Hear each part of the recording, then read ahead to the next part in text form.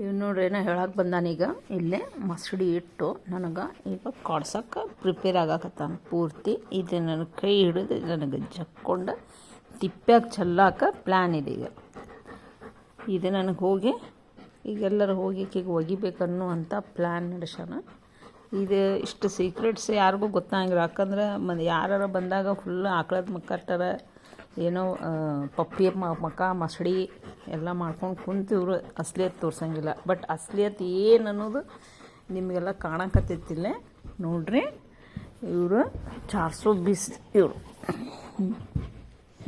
ನೋಡ್ರಿ.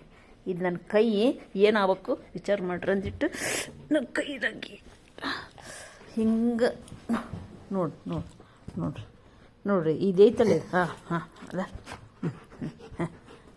ನೋಡ್ರಿ ಅಸಲಿ ಏನನ್ನು ತೋರ್ಸಾಕತ್ತಾರ ಇವರು.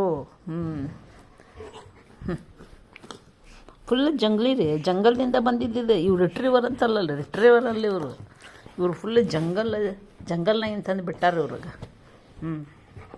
ಏನೋ ನಮ್ದೊಂದು ನಸೀಬು ಇವರು. ಅಯ್ಯೋ ನನ್ನ ಫೋನ್ ಸಹಿತ ಒಕ್ಕಟ್ಬಿಟ್ರಲ್ಲ ಯಪ್ಪ ತಂದೆ. ನೋಡ್ರಿ ಹೆಂಗದಾರ ಬದ್ಮಾಸ. ಸರಿಲಿ